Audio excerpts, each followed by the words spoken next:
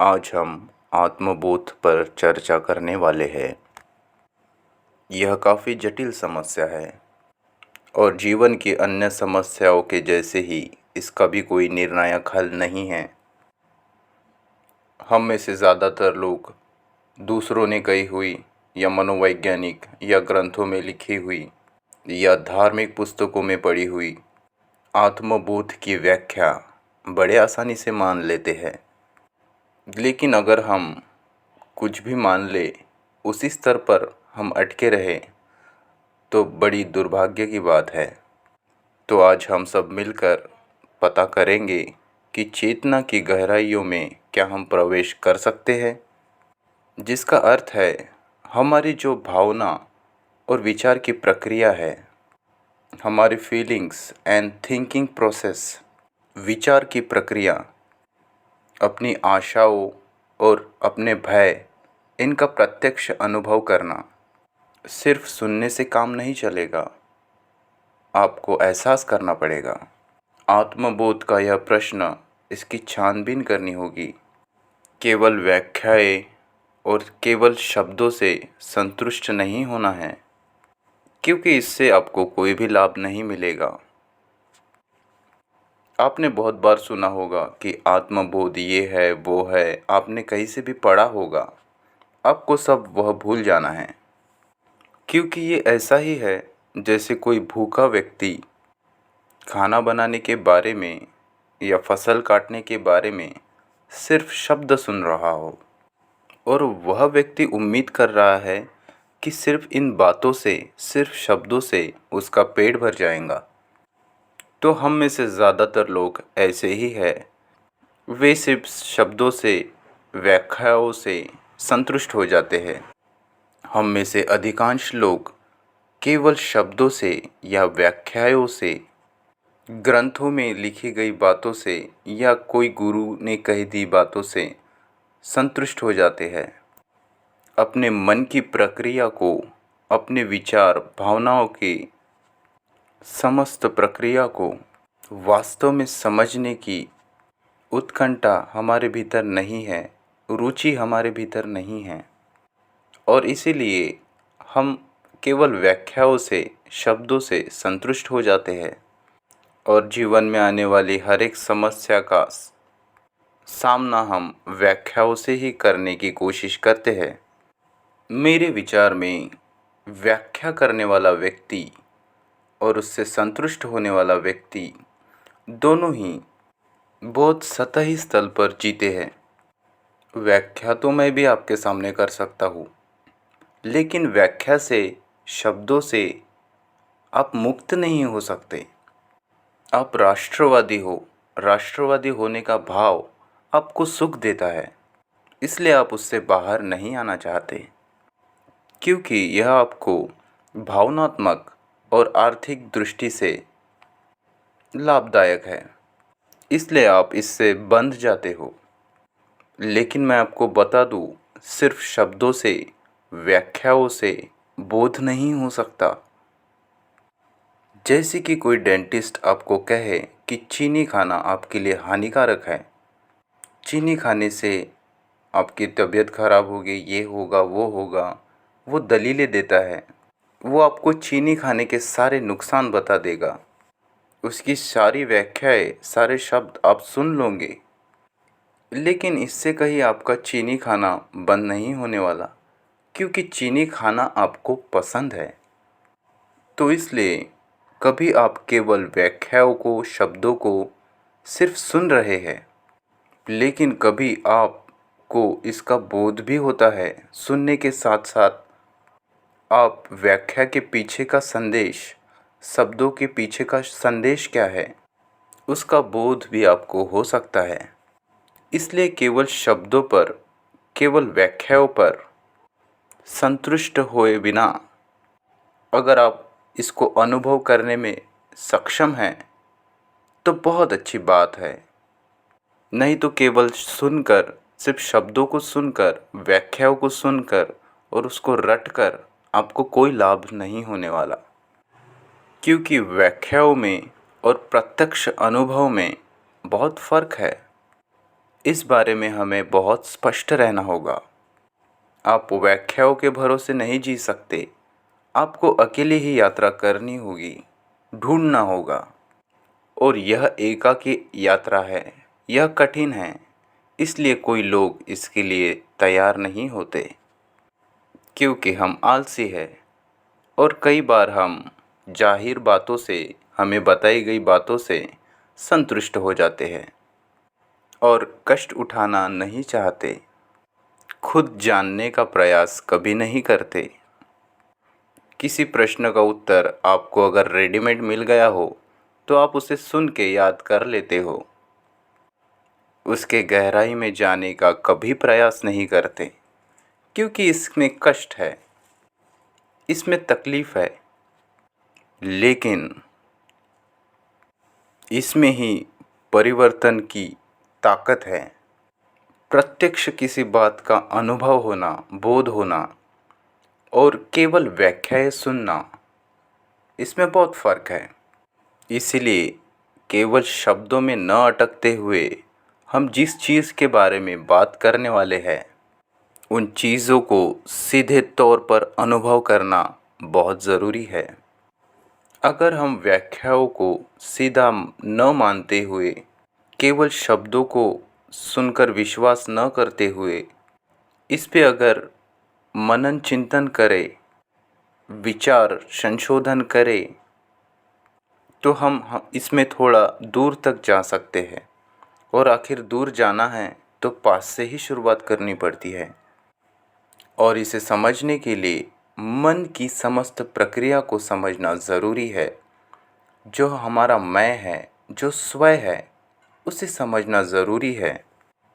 आप भले ही इंजीनियरिंग में माहिर होगे या वैज्ञानिक तकनीक में माहिर होगे, हो सकता हो आपने अंतरिक्ष का सफ़र किया हो, आपको बाहर की दुनिया का सारा ज्ञान हो, लेकिन अगर आपको अपने भीतर का ही ज्ञान नहीं तो इसका क्या लाभ। आपकी चाँद की यात्रा के बजाय आपकी भीतरी यात्रा जो होती है वो बहुत मुश्किल होती है, वो आसान नहीं होती। इसलिए हम कभी भीतर की यात्रा शुरू ही नहीं करते। लेकिन भीतर की यात्रा में सच्चाई है, क्रांति है, बहुत ताकत है। बाहरी शब्दों का, व्याख्याओं का अंत होना और भीतरी बोध का जागृत होना, भीतर से अनुभव होना, बोध होना, इसका अंतर समझ लेना बहुत ज़रूरी है। व्याख्या कितने ही संतुष्ट क्यों ना कर दे, वास्तविकता तक नहीं ले जा सकती। वह तो आपको अपने प्रत्यक्ष बोध से, अपने अनुभूति से जो समझ हमें आती है, वह कोई व्याख्या नहीं दे सकती। इसके लिए आपको खुद आंतरिक प्रवास करना पड़ता है। और एक बार आपको इसका स्वाद आ जाए तो आप कभी भी व्याख्याओं पर, बाहरी शब्दों पर निर्भर नहीं रहेंगे। सिर्फ किन्हीं किताबों से व्याख्याएं रट लेना, शब्द पढ़ लेना कोई ज्ञान नहीं है, जब तक आपको खुद आत्मबोध ना हो। इसे ऐसा समझते हैं, जीवंत कुत्ता मरे हुए शेर से भी कई गुना अच्छा होता है। इसलिए आपके जितनी भी किताबें हैं, उनके सारे नायक मृत्य सिंह है, मरे हुए शेर है, और उन्हें बिना सोचे समझे ऐसे ही सुन लेना बहुत अनर्थकारी हो सकता है। तो मैं केवल आपको दिशा दिखा सकता हूँ, लेकिन जो व्यक्ति यात्रा करने वाला है वह ज़्यादा महत्वपूर्ण है। मैं कोई गुरु नहीं हूँ, ना कोई अधिकारी पुरुष हूँ, तो इसलिए इस यात्रा में मैं आपके साथ नहीं आ सकता। आपको अकेले ही आपकी खुद की यात्रा करनी पड़ती है। इसे आपको अकेले ही समझने का प्रयास करना पड़ेगा। समग्र अस्तित्व की जो समझ है, जिसमें भीतर और बाहर कोई अंतर नहीं, एक ही है, अस्तित्व की समग्र प्रक्रिया को समझने के लिए चाहे वो बाहरी हो या आंतरिक। आपको समझना होगा कि आप क्यों सोचते हैं, क्या सोचते हैं। इस बात का आपको पता लगाना होगा। आपका जो चिंतन का स्रोत है उसे मालूम करना होगा। और जब तक आपको उसका पता नहीं चलता है, कर्म के लिए आपके पास कोई भी वास्तविक आधार नहीं है। क्योंकि जो आपका वर्तमान कर्म है वह आपके आदत पर, दिनचर्या पर, जो आपके ऊपर बचपन से संस्कार पड़े हैं उस संस्कार बद्धता पर, जो यादें आपकी भूतकाल से है, जो अतीत में आपने अनुभव इकट्ठे किए हैं, जिस हिसाब से आप जीवन जीते हैं उस पर आधारित है। दिनचर्या, अनुशासन, इससे अलग भी एक कर्म होता है। और ऐसा कर्म केवल आत्मबोध से ही संभव है। इसलिए सबसे पहले तो खुद को समझना सबसे ज़रूरी बात है। लेकिन आप सोच रहे होंगे कि बोध से जानना, इसका क्या तात्पर्य है। जब मैं कहता हूँ कि मैं जानता हूँ तो इसका मतलब क्या है। आपको मैं जानता हूँ, इसलिए जानता हूँ क्योंकि आपसे मेरा परिचय करा दिया गया है। जब एक बार मैं आपसे मिलता हूँ तो आपका चित्र मेरे मनःपटल पर अंकित हो जाता है। और जब मैं आपसे दूसरी बार मिलता हूँ, फिर से मिलता हूँ, तो मैं आपको पहचान लेता हूँ। इसका अर्थ ये हुआ कि जानना पहचानने की प्रक्रिया है। इसे थोड़ा समझने की कोशिश कीजिए। यह बहुत महत्वपूर्ण बात है, इसे समझना होगा। जानना पिछले अनुभव के आधार पर होता है। तो इसका मतलब हुआ जानना, संग्रहित करते जाना, जोड़ते जाना। जब हम कहते हैं कि मुझे अपने आप को जानना चाहिए, तब हम यह मानकर चलते हैं कि हमारा जो स्व है वो कोई स्थिर वस्तु है, अटल है। इस कारण से उसे पहचाना जा सकता है। यह स्व क्या है, मैं जिसे आप कहते हो वो क्या है, वो आपको दूसरों द्वारा बताया गया है। इसे मैं आपको पहले भी बता चुका हूँ। और इसी पृष्ठभूमि से हम स्वयं को पहचानने की कोशिश करते हैं। और जानना एक पहचानने की प्रक्रिया ही होती है। पहचान के अभाव में आपको ज्ञान नहीं हो सकता। पहचान के ज़रिए ही ज्ञान जुड़ता चले जाता है।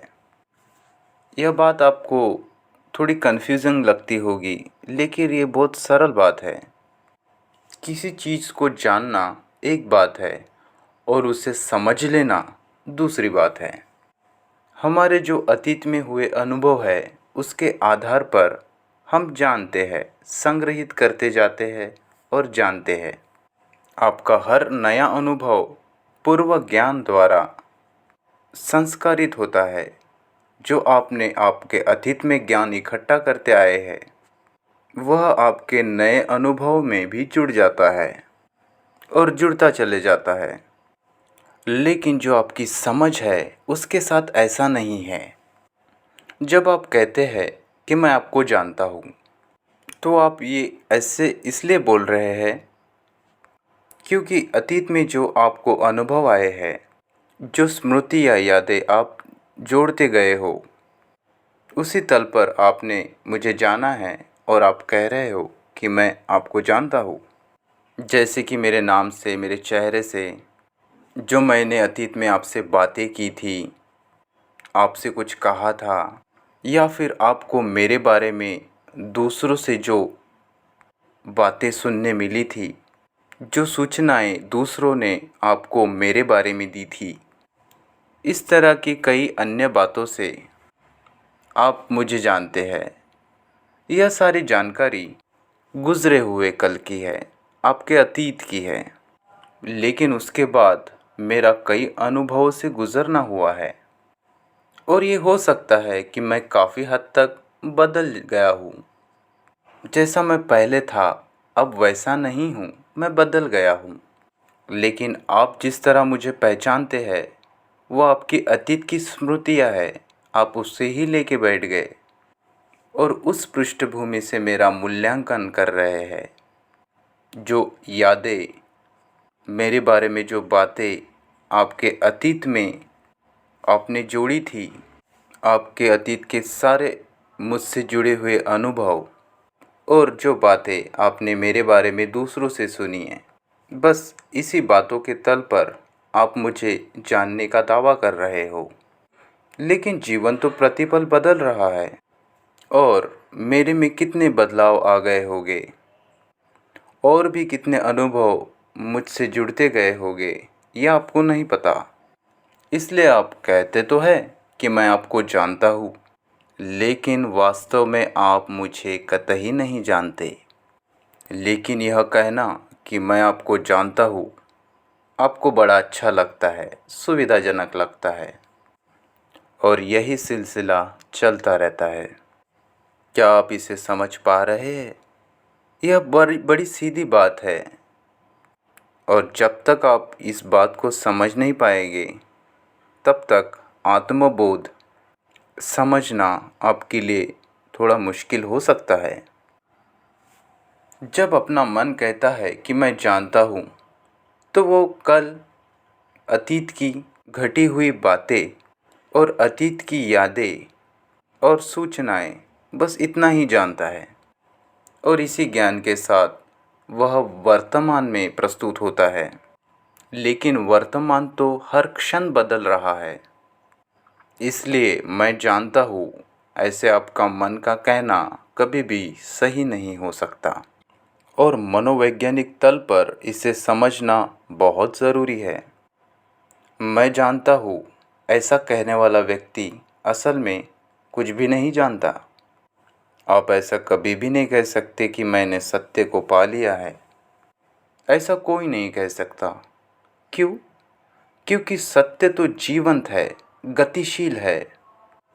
वह कभी भी एक जैसा नहीं होता, जड़ नहीं होता। वह जीवंत फूल के जैसा है, मरे हुए पत्थर जैसा नहीं। और यही तो सत्य की सुंदरता है, उसकी भव्यता है। जो आपका मैं है, जो आपका स्व है, उसे किसी भी चीज़ को बिना माने वर्तमान में प्रत्यक्ष देखना होगा और समझना होगा। क्योंकि जो चीज़ें अतीत में आपने जानी है, जो ज्ञान आपके पास इकट्ठा है, वो सारा निर्जीव है और वर्तमान में उसका कोई भी लाभ नहीं। हाँ, वो आपको बता सकती है कि क्या करना है, क्या नहीं करना है, लेकिन वह सब आपके ज्ञान के दायरे के अंदर ही होगा। लेकिन केवल अतीत के ज्ञान से आपको बोध नहीं आएगा, क्योंकि जो बोध है वह जीवंत है, प्राणवान है, गतिमान है और जो इसकी खोज में है वो मन कभी नहीं कहेगा कि मैं जानता हूँ। इसलिए स्वयं गतिमान होने के कारण जो नित्य है उसका अवलोकन करने में समर्थ होगा और यही आत्मबोध का आरंभ है। पता नहीं मैं अपनी बात को पूरी तरह स्पष्ट कर पा रहा हूँ या नहीं। देखिए, जिस स्व को हम जानते हैं वह है तो बहुत सीमित वस्तु, लेकिन वो जीवंत है, गतिमान है और संस्कारों में जकड़ी हुई परंपराओं से बंधी हमारी मन की स्थिति है। एक तो उच्चतर स्व होता है और दूसरा स्व होता है निम्नतर। यह सब कहने वाला मन अपने स्व को, अपने आप को नहीं समझ पाएगा। स्व मैं उसे कह रहा हूँ जो अपने दैनंदिन जीवन में सोचता है, अनुभव करता है, आविष्कार करता है, इच्छाएं, आशाएं और द्वंद्व में फंसा हुआ है। वह स्व जो यादों में ग्रस्त है, पूर्वाग्रहों में ग्रस्त है, जो आंकता है, तलाश में रहता है। आपका वो स्व जिसके पास संपत्ति है, रिश्ते हैं, गुण हैं, जो किसी संस्कृति द्वारा, ग्रंथों द्वारा या कुछ पुस्तकों द्वारा, दर्शनों द्वारा वह अध्ययन करता है या पढ़ता है, जो तकनीकें वो सीखता है, जो समाज द्वारा वह संस्कारित किया जाता है, वह स्व, वह मन जो ईर्ष्याग्रस्त है, जिसमें द्वेष है, आशा है, भय है, यही सब स्व का यथार्थ है। यह स्व सिर्फ सतही तल पर नहीं है, यह सिर्फ आपका दैनिक प्रक्रिया में जुड़ा चेतन मन ही नहीं है, बल्कि कहीं गहरे स्थल पर कार्यरत आपका अवचेतन मन भी है। वह पूरी की पूरी चेतना ही स्व है, आपका मैं है, और हमारा सारा चिंतन उस स्व नाम के केंद्र से ही शुरू होता है।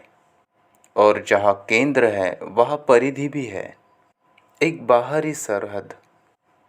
तो विचारक है और विचार है, अनुभव करता है और अनुभव है, दृष्टा है और दृश्य है।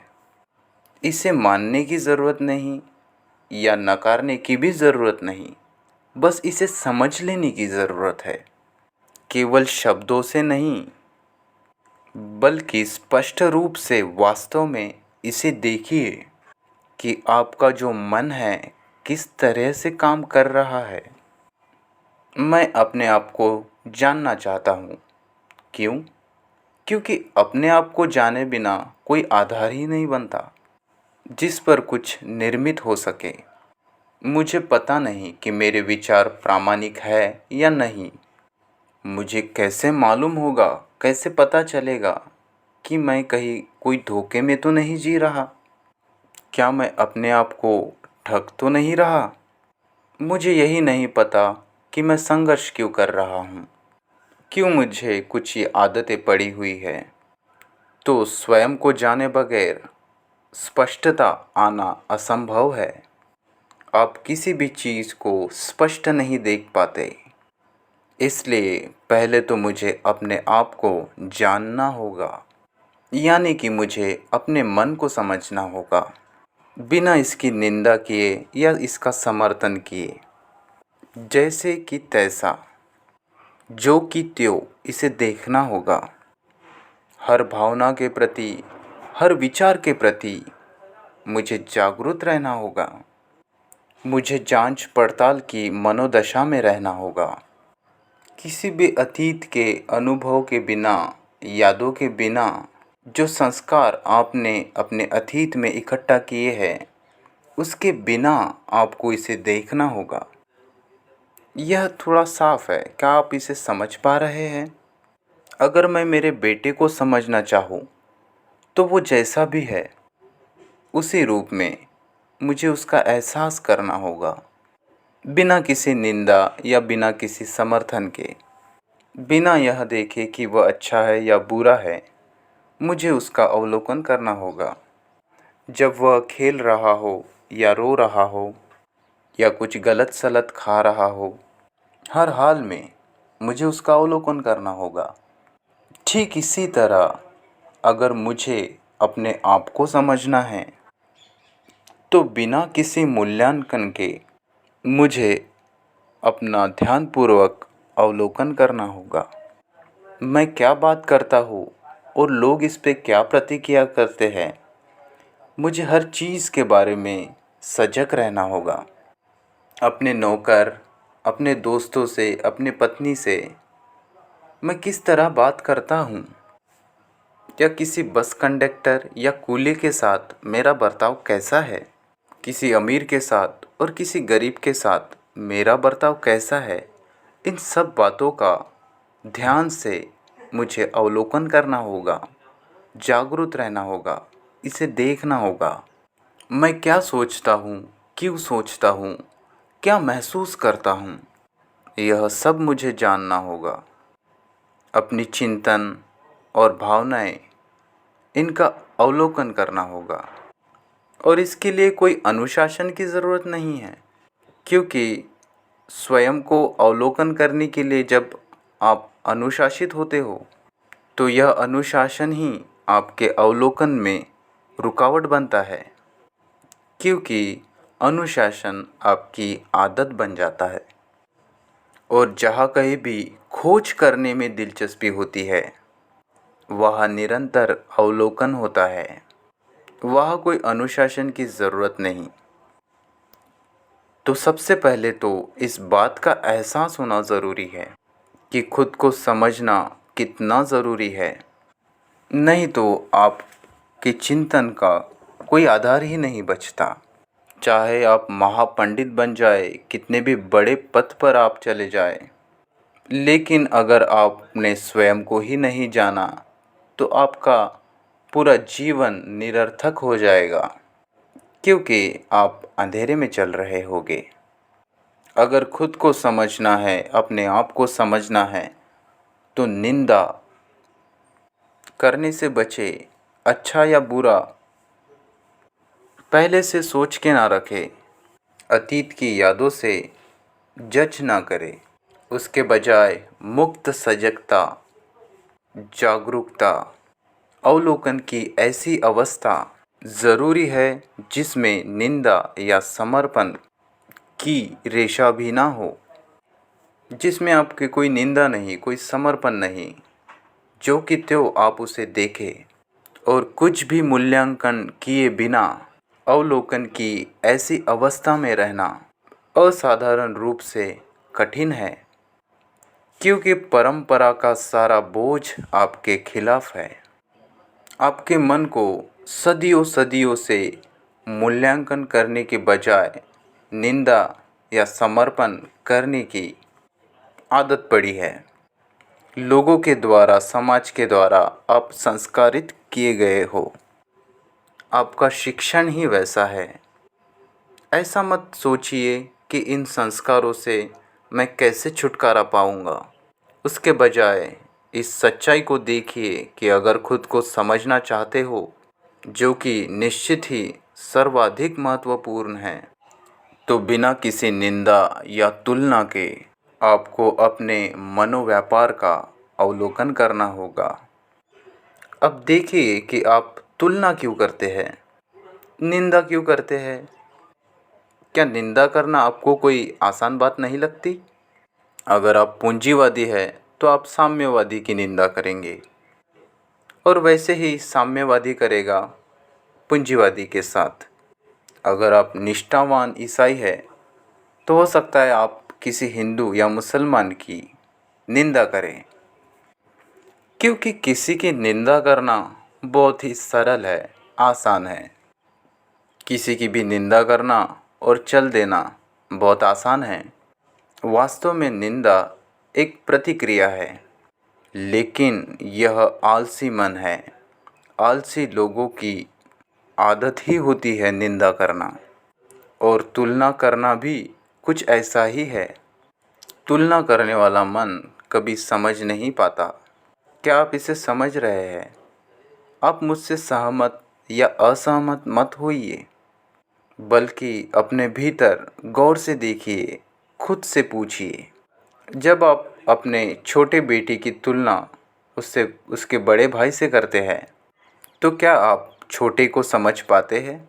और इसी तरह सभी स्कूलों में तुलना कर कर छोटे बच्चों को, कोई बच्चा पढ़ाई में कमज़ोर है तो उसकी तुलना सबसे होशियार बच्चे के साथ हम करते हैं। यह कितना गलत है। इससे बड़ा दुर्भाग्य क्या हो सकता है। हम केवल तुलना ही करते हैं। जब हम किसी बच्चे की तुलना उससे बड़े या उससे ज़्यादा बुद्धिमान बच्चे से करते हैं, तो उस बच्चे पर क्या बीतती होगी, हम इसके बारे में ज़रा भी नहीं सोचते। यह अहिंसा है। तुलना करना एक आलसी मन की निशानी है, और ऐसा मन कभी भी बोध को नहीं जान सकता। ऐसे मन को कभी बोध नहीं हो सकता। अब देखेंगे कि सोचना किसे कहते हैं। बेशक हम इसे चिंतन भी कहते हैं।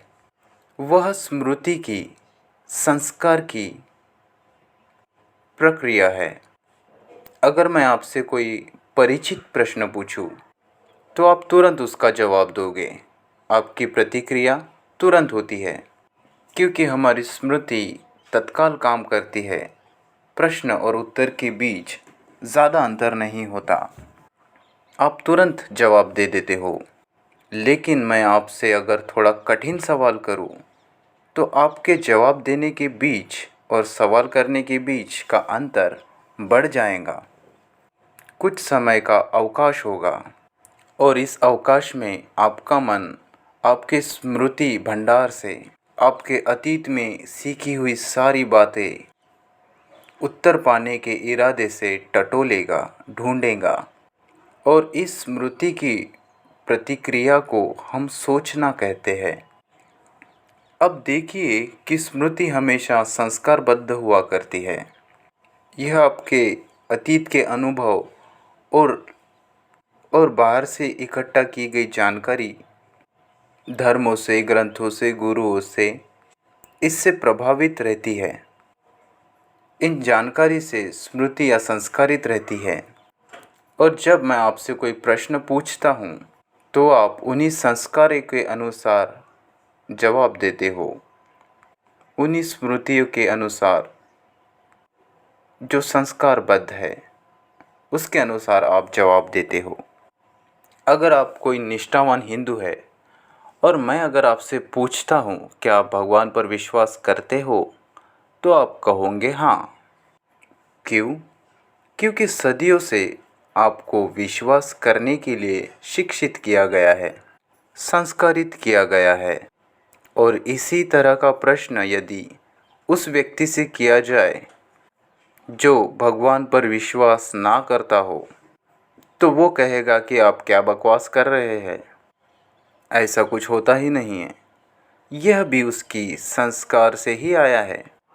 उसकी स्मृति, उसके अतीत के अनुभव, समाज ने दिए गए ज्ञान, संस्कार, पुस्तकों से मिली सूचनाएं, इससे ही निकला हुआ जवाब एक संस्कारित जवाब ही है। इन दोनों जवाबों में अवलोकन नहीं है, जागरूकता नहीं है। वर्तमान में मौजूद रहकर दिए गए जवाब नहीं हैं। ऐसा कहने वाला मन पहले से ही संस्कारबद्ध है। वह एक तो विश्वास कर रहा है या दूसरा विश्वास नहीं कर रहा, या फिर दूसरा विश्वास कर रहा है कि भगवान नहीं है और एक विश्वास कर रहा है कि भगवान है। लेकिन दोनों भी अंत में विश्वास ही कर रहे हैं। इसमें कोई ढूंढने का प्रयास नहीं है। और यही आलसी लोगों का लक्षण है, जो अवलोकन नहीं करना चाहते, खुद से ढूंढना नहीं चाहते। उनके पास तुरंत जवाब मौजूद है। उन्होंने व्याख्याएं सुनी है, बाहर से शब्द सुने हैं, वही रट लिए हैं। इसी संस्कारबद्धता को समझना ज़रूरी है। केवल समझने से ही इसे तोड़ा जा सकता है।